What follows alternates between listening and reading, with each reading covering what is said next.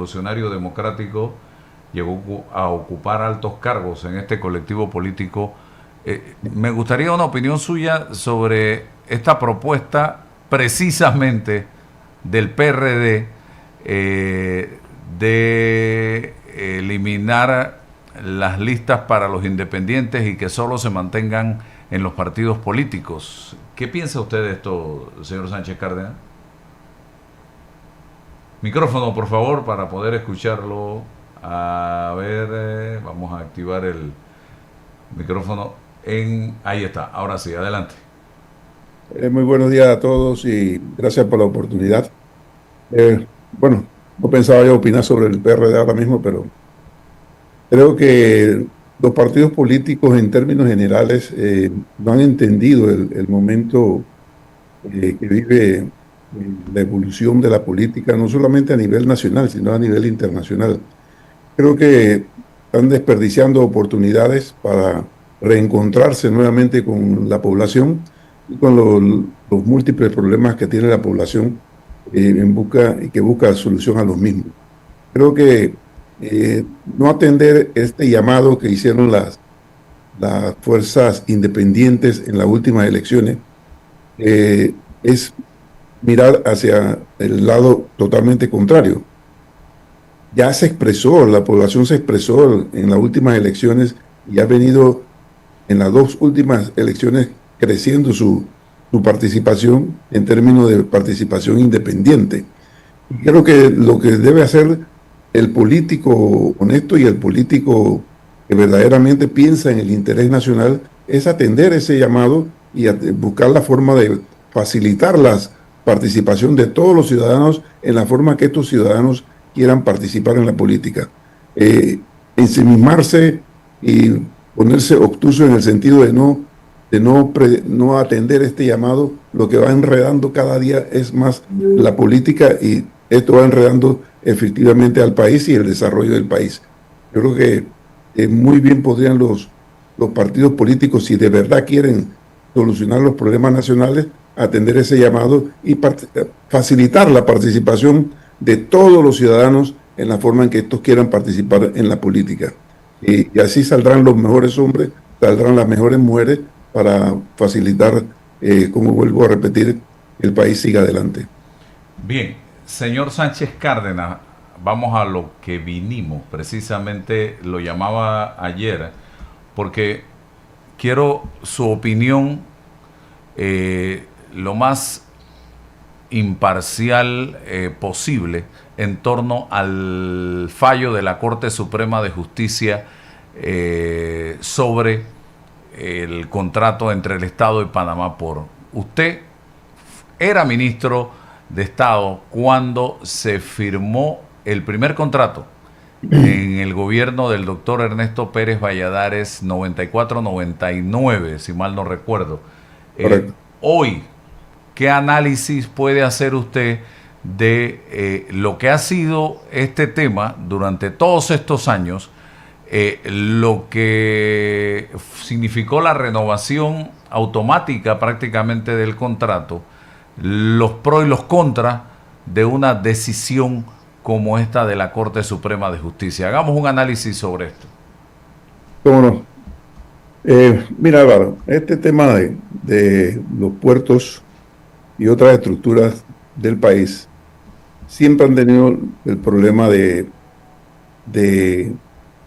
que el país no ha podido o no ha tenido la oportunidad de desarrollar sus propias estructuras porque siempre dependemos de poderes externos.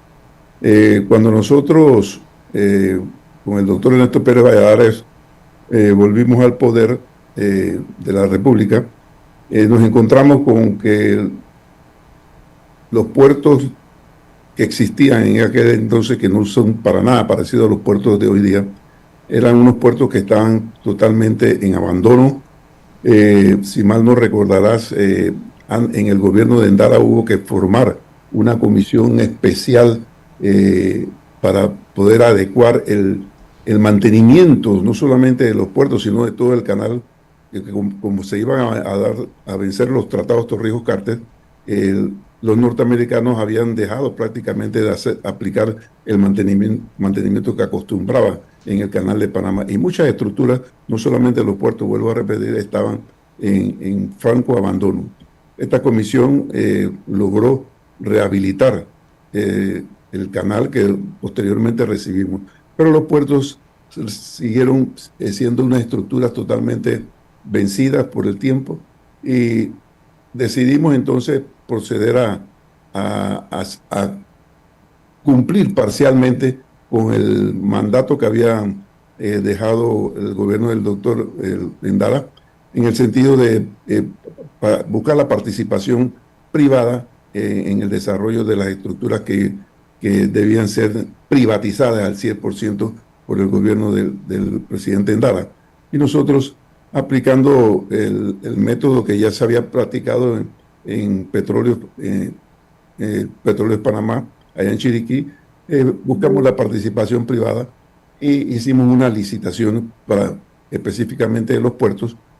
Y recuerdo bien que el pasaje en el sentido de que cuando el doctor Ernesto Pérez Valladares regresaba de una gira por Asia, recibió la noticia o la información de que el exsecretario general Schultz quería conversar con él sobre este tema de los puertos en California. Y en el viaje de regreso se detuvo el regreso a Panamá y se hizo la reunión con una empresa que se denominaba Bechtel. Y ahí le hicieron la propuesta al doctor Ernesto Pérez Valladares de que suspendiera la licitación que ya estaba prácticamente acordada para que los norteamericanos, compañías norteamericanas participaran. Atendiendo esta solicitud, se procedió a suspender la licitación ya programada, y porque decían los norteamericanos en boca del señor Schultz que nos iban a hacer una oferta que no podíamos rechazar. Sí participaron entonces en la licitación, y la oferta verdaderamente la tuvimos que rechazar porque fue verdaderamente ofensiva con respecto a lo que iban a aportar las otras compañías allí presentes en la licitación. A pesar de eso, recuerdo un desayuno en la Presidencia de la República donde les dimos una nueva oportunidad a las compañías norteamericanas y repitieron prácticamente la misma oferta, que si mal no recuerdo no llegaba ni a los 2 millones anuales por los puertos, los dos puertos, Balboa y Cristóbal. Y había otra estructura ahí que no recuerdo cuál era.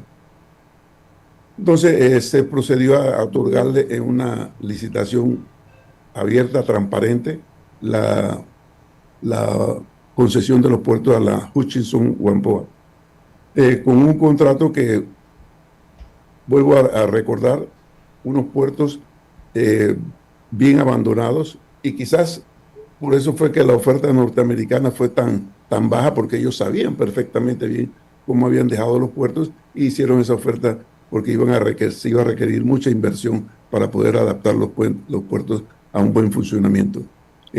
Esto definitivamente no les gustó a los norteamericanos, y recuerdo perfectamente que vinieron representantes, congresistas, vinieron senadores a tratar de presionarnos para que no concluyéramos el otorgamiento de la concesión a la Hutchinson Whampoa.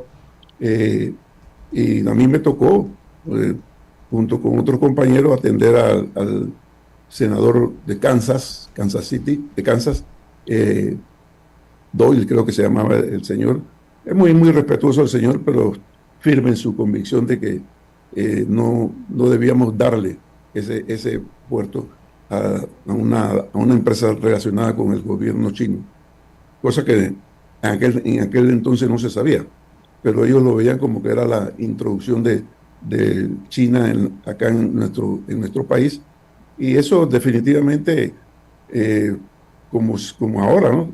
Le costó la visa al presidente Pérez Valladares, y vinieron las acusaciones para el presidente Pérez Valladares de que estaba introduciendo chinos en los Estados Unidos, cosa que fue totalmente falsa y que quedó demostrado posteriormente, que los 100 chinos a los cuales se les dio la visa en los tiempos del doctor Valladares, todos habían permanecido en Panamá, y excepto uno que había muerto.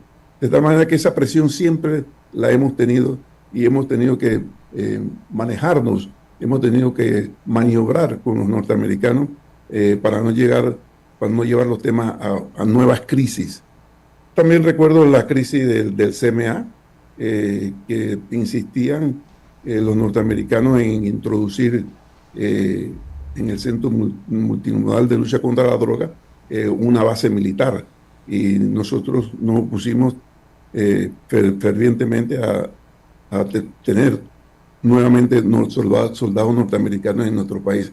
Y eso definitivamente fue una crisis enorme, puesto que tuvimos que ir, y fui yo personalmente con otros 3 compañeros, Jorge Eduardo Ritter, Adolfo Ahumada y el canciller de aquel tiempo, Ricardo Alberto Arias. Tuvimos que ir al Departamento de Estado y explicarles que nosotros no podíamos, por nuestros intereses, no podíamos tampoco aceptar, y por la neutralidad del canal, no podíamos aceptar que se volvieran a abrir bases norteamericanas en el país. Y esto fue una sesión larga en el Departamento de Estado, y no sé si lo que yo dije en ese momento impresionó, que hasta allí llegó la crisis del CMA, cuando les dije que yo no los entendía porque querían ellos volver a repetir la historia de lucha, la historia de sangre, la historia de enfrentamiento que habíamos mantenido durante casi 80 años en el siglo pasado.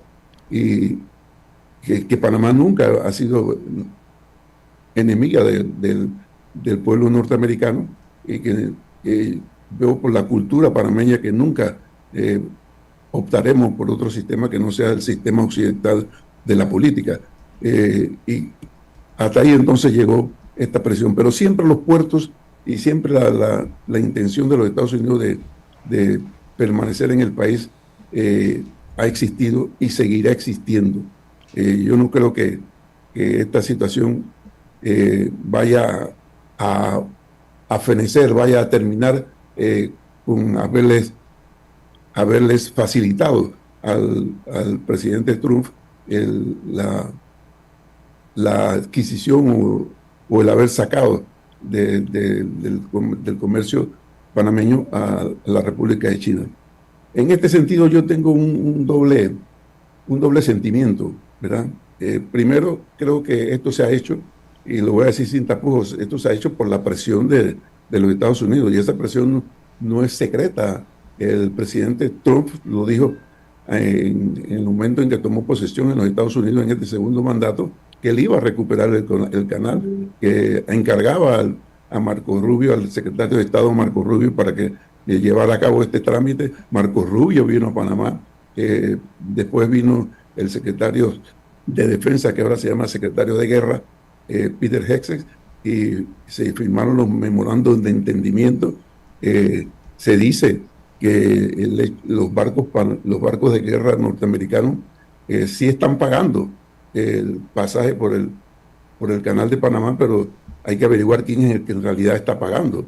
Lo está pagando quizás la misma empresa que siempre lo pagó, pero quién está sufragándole los gastos a esa empresa.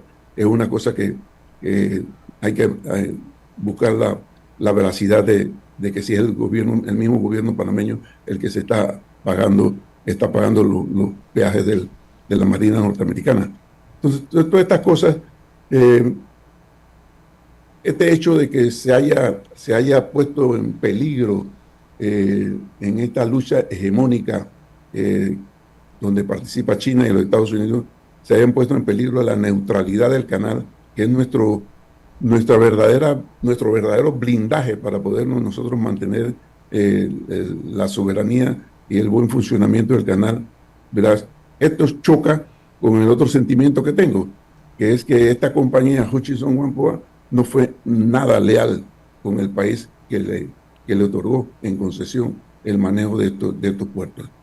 Una compañía que se opuso al desarrollo portuario panameño, cuyas consecuencias económicas estamos pagando, porque hoy la carga que se amplió con el nuevo canal que hicimos, el canal ampliado, esa carga está siendo beneficia a otros puertos fuera de nuestro territorio.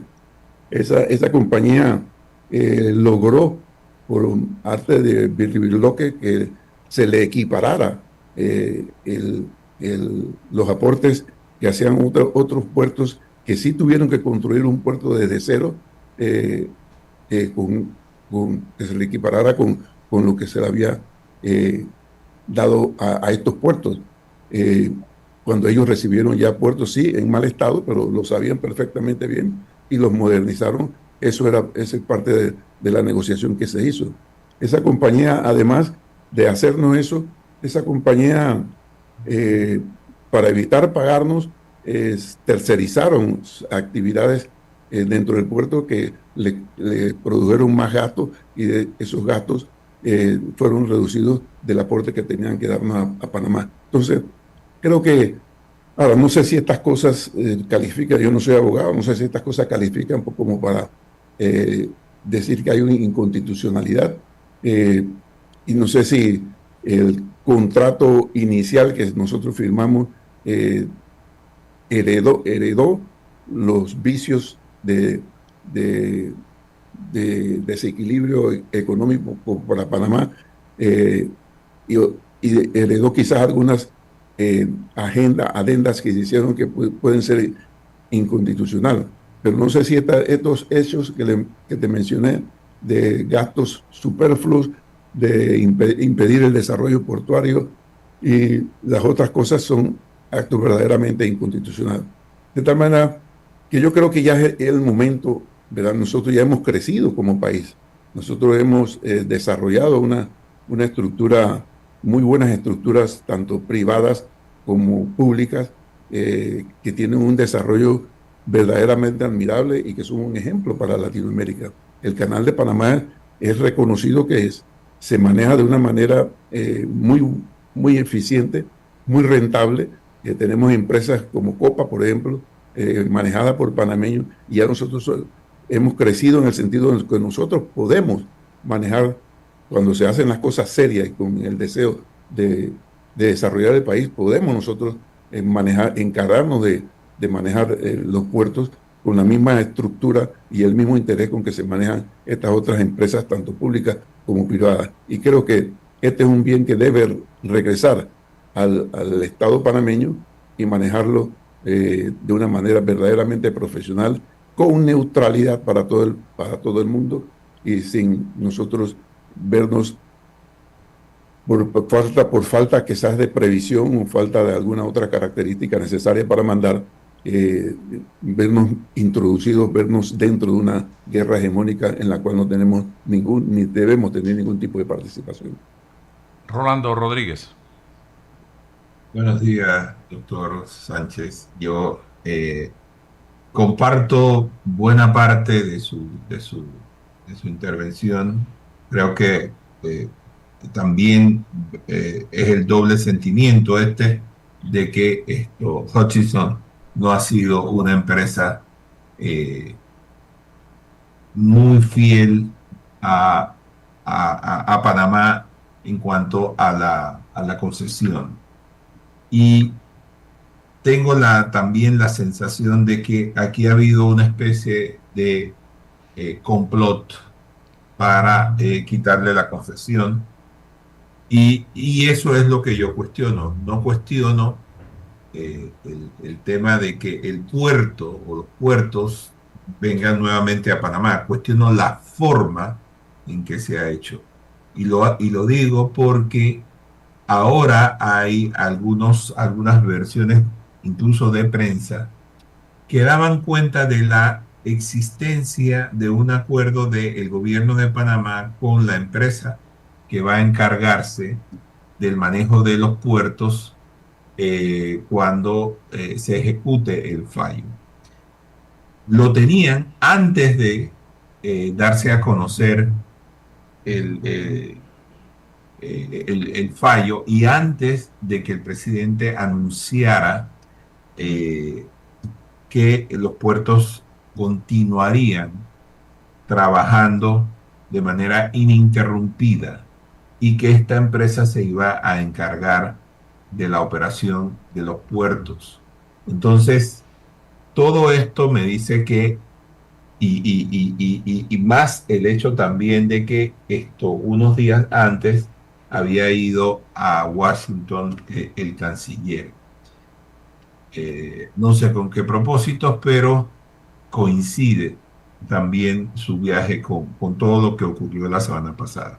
Entonces, me preocupa que las formas en las que se obtuvo o regresan los puertos al Estado panameño tengan repercusiones posteriormente legales contra Panamá, porque puede ser una cosa que lamentemos, porque primero tenemos que ese es un puerto, perdón, esta es una compañía que ya goza de la protección de una potencia mundial como la China, y nuestros intereses con China son muy, muy poderosos, y podríamos tener consecuencias. Entonces, yo lo que quisiera es que desde el punto de vista político y desde el punto de vista legal, aun cuando usted no sea un experto en la materia, ni lo somos ninguno de nosotros,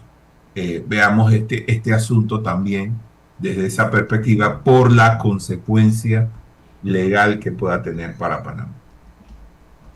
Definitivamente, don Rolando. eh, y esto hay que verlo hasta, podríamos decir, hasta con un poquito de exageración.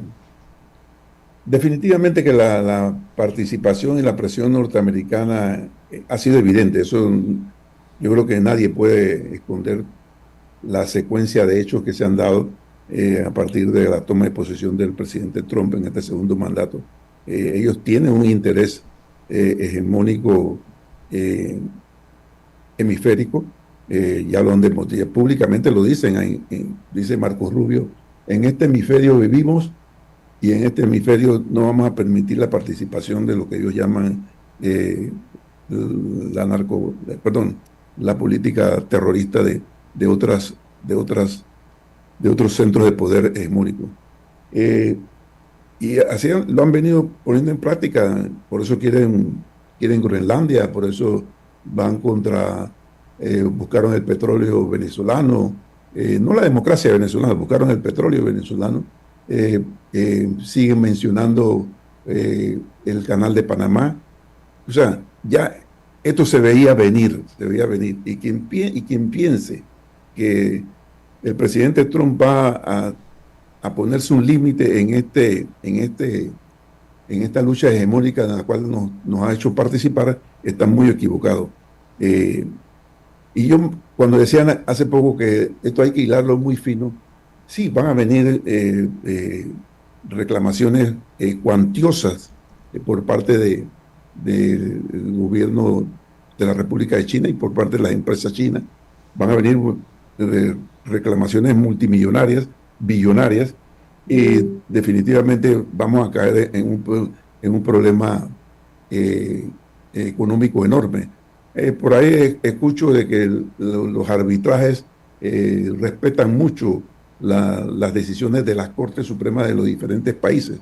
Irse contra una decisión de la Corte Suprema de un país es un acto dentro de un arbitraje que dicen que no tiene cabida. Pero es que estamos viviendo otros tiempos. Aquí no se respeta a la OTAN, no se respeta la ONU, no se respetan los tratados, no se respeta absolutamente nada. Esto es una nueva era de relaciones internacionales y definitivamente que cuando nos pongan esas demandas, ¿qué puede pasar?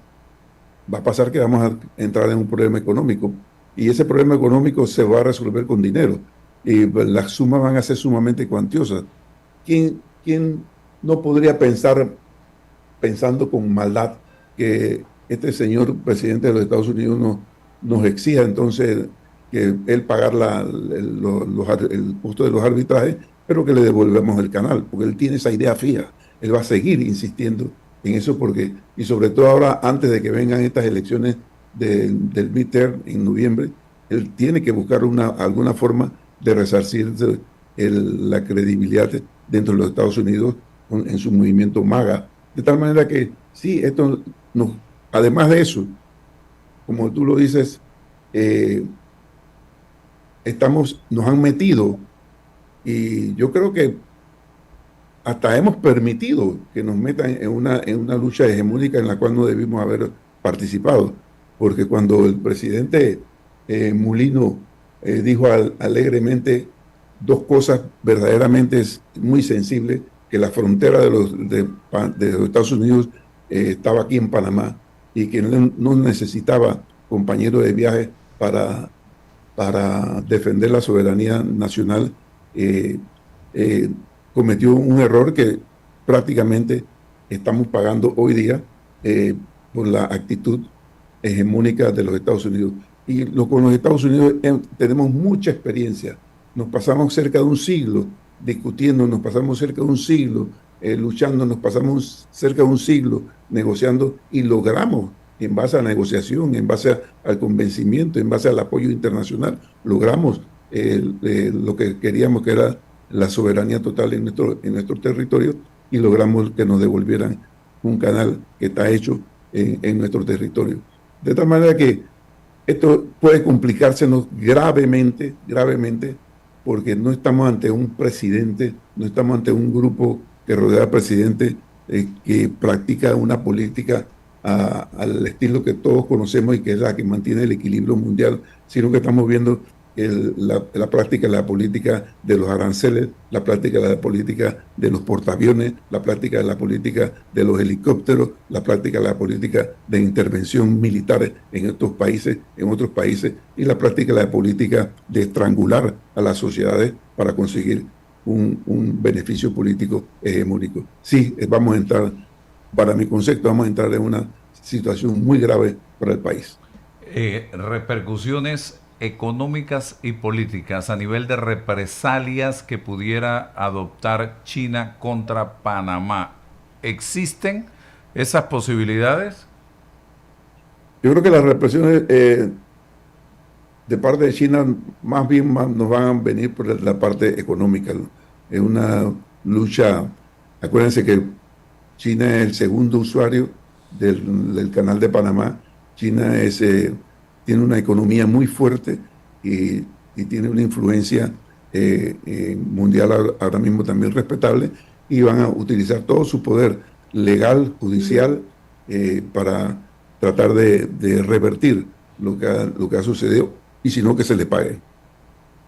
Yo recuerdo, señor Sánchez, yo recuerdo que Panamá intentó recién recibió el canal o en vísperas de recibirlo, una reunión en la que invitó a una serie de países.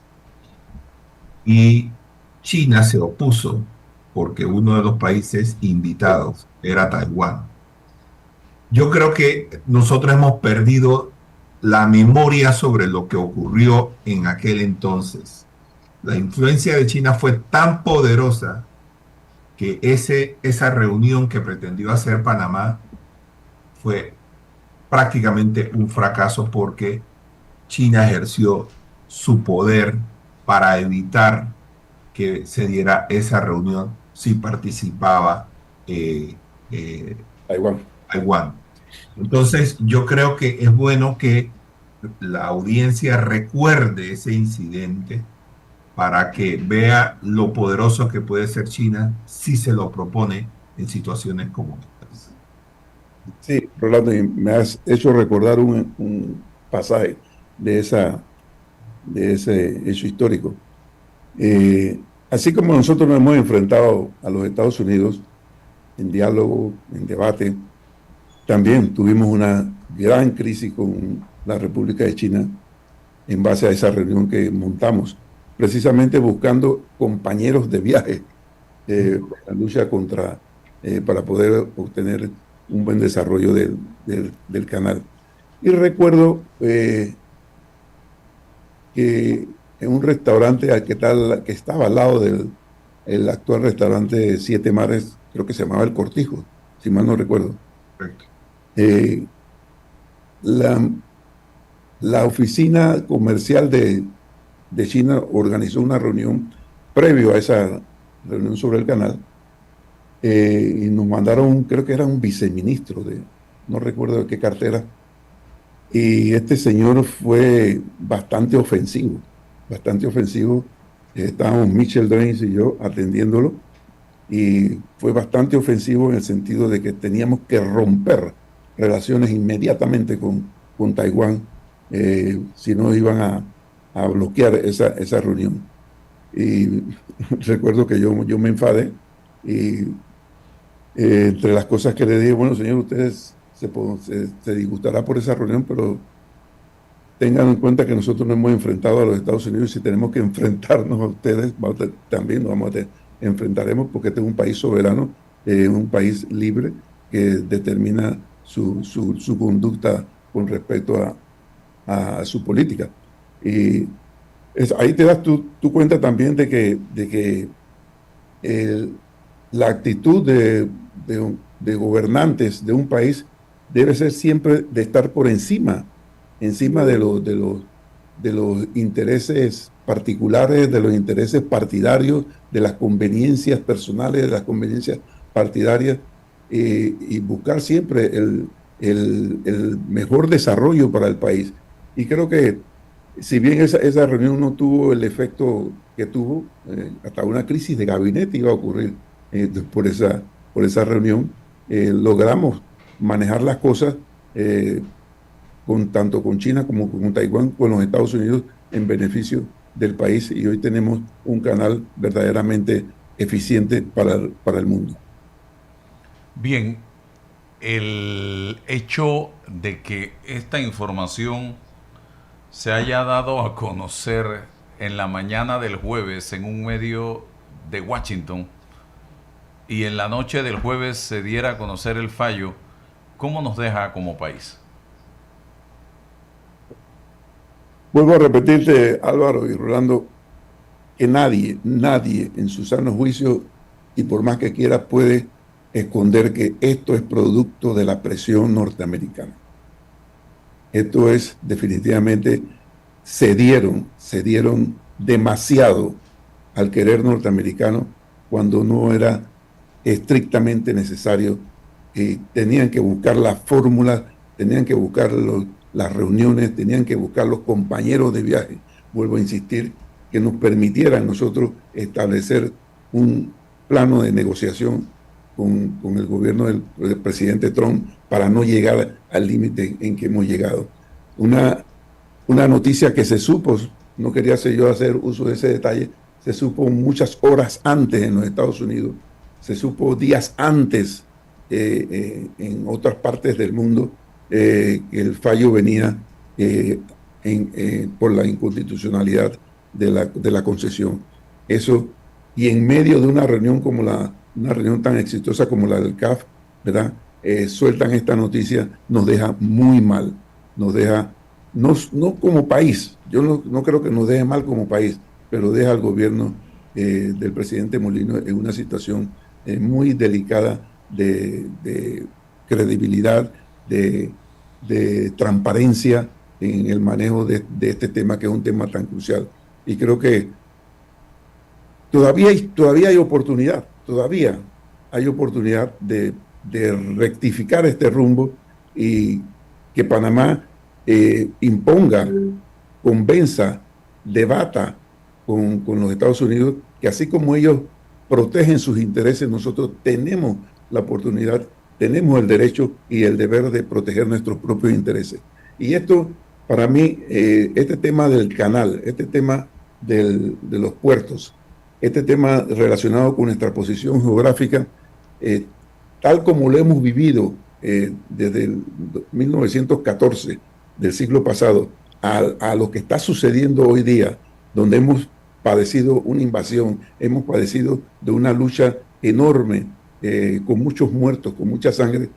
Para mí este tema también es un tema de seguridad nacional de nuestro país. Es un tema que tiene que elevarse ya de la altura de relaciones con los Estados Unidos, sino es tiene que elevarse a nivel de que el canal de Panamá, la ruta, la posición geográfica de nuestro país es nuestro petróleo, es nuestro activo más importante y por lo tanto tenemos que preservarlo como una estructura de seguridad nacional muy importante y por eso es una de las razones por la cual yo creo que todo esto relacionado con los puertos, con los gasoductos que se van a hacer, con los otros puertos que se van a hacer, tiene que pasar ya a un plano de interés de seguridad nacional para el país y manejarlo de acuerdo con eso. Esto no significa que vamos a necesitar un ejército, una aviación y unas fuerzas armadas en el país, pero tendremos que tener una política ya de seguridad nacional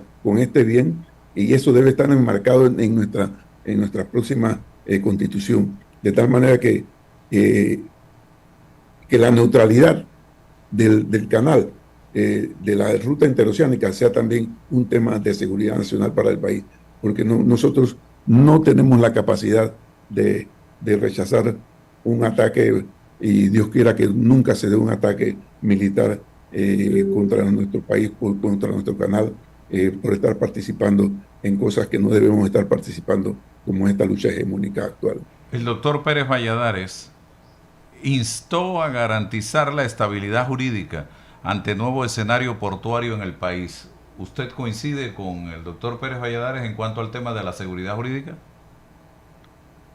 Va de acuerdo con lo que te estoy diciendo, que ese es un tema del tema de nuestra posición geográfica, nuestro canal y todo lo que de ahí se deriva, es un tema que requiere dentro de esa política de seguridad nacional una fortaleza jurídica nacional e internacional, de tal manera que esto que está sucediendo hoy día no vuelva a pasar más nunca, porque definitivamente nuestro país, su posición geográfica, su canal, es muy importante para la economía, no solamente de los Estados Unidos, es muy importante para la economía mundial y es un aporte que nosotros con nuestra ruta, con nuestra posición geográfica, le estamos haciendo al mundo. Y por lo tanto esto debe tener una fortaleza de seguridad y de jurídica enorme en todos los ámbitos internacionales y nacionales.